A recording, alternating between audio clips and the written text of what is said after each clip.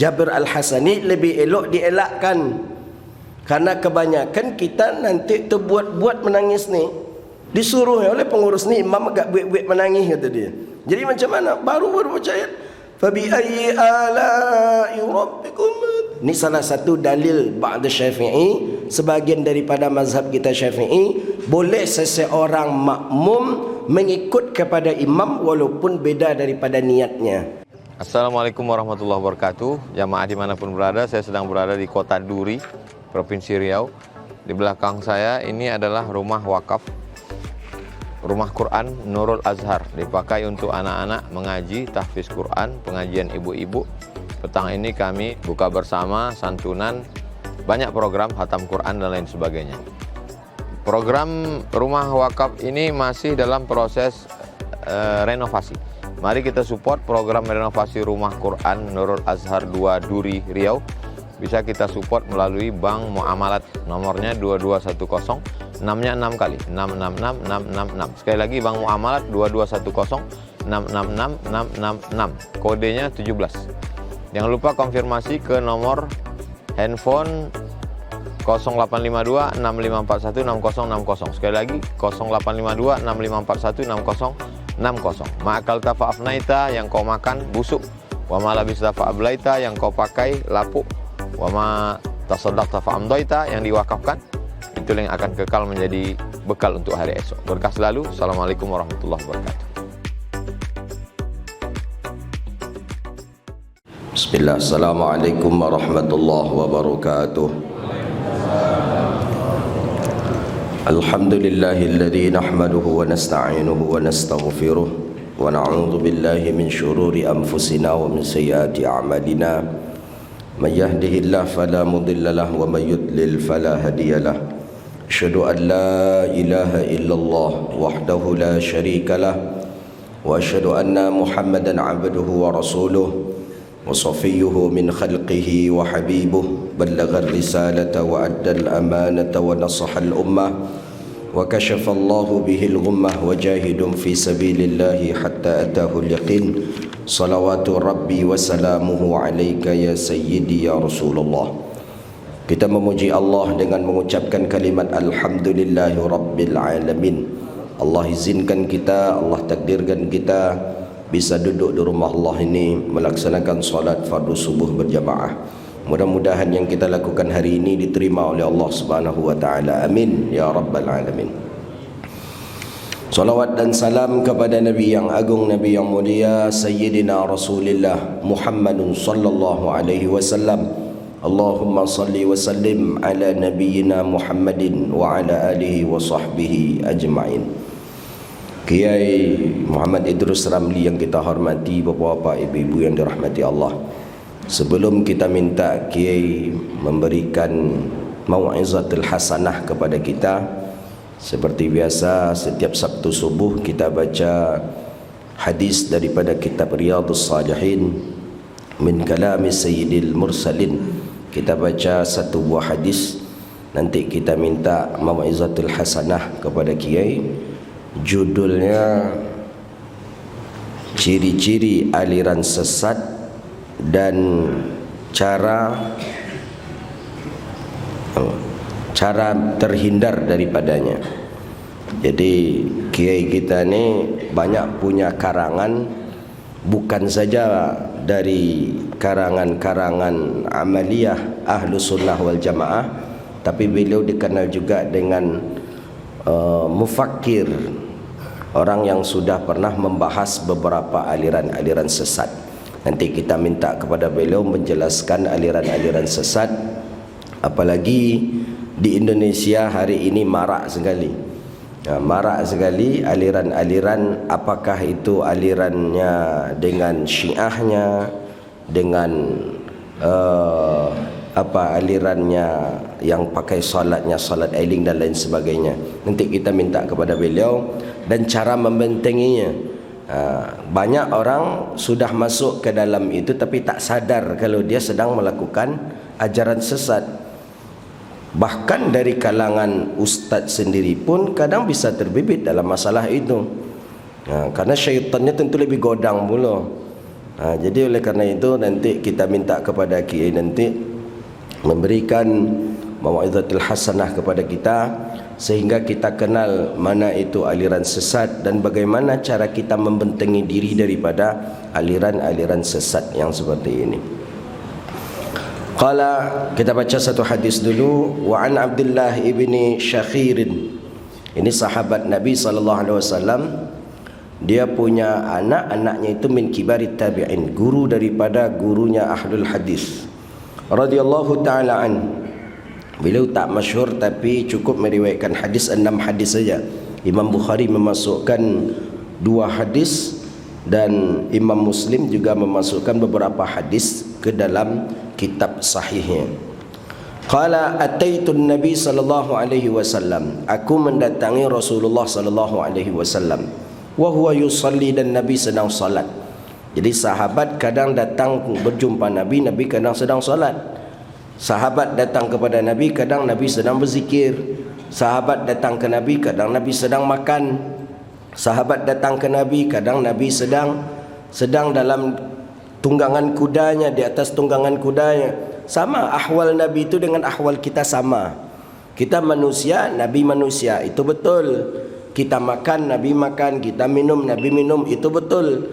Tapi kalau akhlak, itu tidak sama akhlak kita dengan akhlaknya Rasulullah. Sifat tak sama sifat Nabi dengan sifat Rasulullah. Dan bahkan nama pun sebenarnya juga tidak sama. Nama kita dengan nama Rasulullah sallallahu alaihi wasallam. Walaupun nama kita Muhammad, nama Nabi Muhammad sama, mungkin sama penyebutannya. Kalau sama dari sisi kemuliaan, itu sangatlah berbeda. Nabi Muhammad, Allah sendiri mengatakan dalam Al-Quran, wa rafa'na laka dzikrak. Menyebut nama Nabi Muhammad saja, Allah sudah turunkan anugerah rahmat kepada kita. Begitulah mulianya Rasulullah sallallahu alaihi wasallam.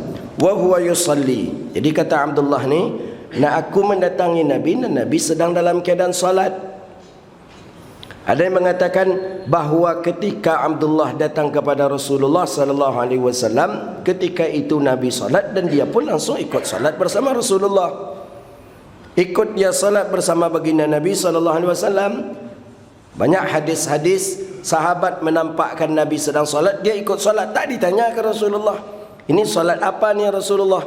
Salat wajibkah, salat sunnatkah, salat apakah? Tak ditanya oleh sahabat. Begitu kecintaan sahabat dengan Rasulullah. Nampak Nabi salat, dia langsung jadi makmum di belakang. Tak hitung nak salat sunnatkah, nak salat wajibkah, tidak ada. Tidak ditanya oleh sahabat. Tak ditanya oleh sahabat. Pokoknya nampak Nabi salat, dia langsung ikut salat. Begitu. Bahagia ketika itu karena yang imamnya Nabi. Imamnya Nabi. Kalau awak yang imam ustaz biasa, salat ustaz, jalan lopi aja lah ustaz salat, nak pun tu. Tapi ini yang imam ni Nabi. Setiap Nabi salat, walaupun salat sunat, dalam satu riwayat salat duha pun, Nabi di rumah datang para sahabat, sahabat pun ikut salat di belakang mengikuti Nabi sallallahu alaihi wasallam. Ini salah satu dalil ba'da Syafi'i, sebahagian daripada mazhab kita Syafi'i, boleh seseorang makmum mengikut kepada imam walaupun beda daripada niatnya.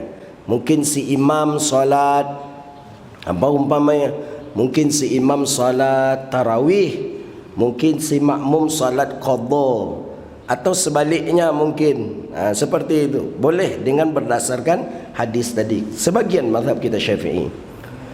Kata Abdullah, aku mendatangi Nabi, Nabi sedang salat. Liwali jawfihi azizun ka azizul mirjal minal buka. Aku mendengar betul Nabi ketika Nabi salat ada rintihan. Kalau aziz ini ada seperti mendidih. Ada bunyi mendidih daripada dada, jawfihi ay sadrihi, dadanya Nabi sallallahu alaihi wasallam, seperti mendidihnya air, mendidihnya kuali, menggelegaknya kuali. Itu yang terdengar di dada Nabi sallallahu alaihi wasallam, minal buka, daripada menangis. Jadi Nabi salat agak macam mana orang yang menangis tertahan daripada dadanya ketika dia akan menangis. Kalau ia luapkan, maka akan meraung sejadi-jadinya, tapi Nabi tahan di dalam dada. Ini juga sebagian mengatakan boleh menangis di dalam solat, tapi jangan sampai kepada membatalkan solat. Begitu kata Imam Nawawi dalam At-Tibyan fi Adab Hamlatil Quran. Tapi kata Syekhuna Yusri Jabir Al-Hasani, lebih elok dielakkan, karena kebanyakan kita nanti terbuat-buat menangis ni. Baru baca apa, apalagi imam. Kadang imam ni bagaimana permintaan pengurus. Kata pengurus, apalagi 10 akhir Ramadan, kalau bisa tahajud tadi agak buat menangis-nangis, kata ustaz kata dia. Disuruh oleh pengurus ni imam agak buat menangis, kata dia. Jadi macam mana? Baru baca ayat. Fa bi ayyi ala'i rabbikum.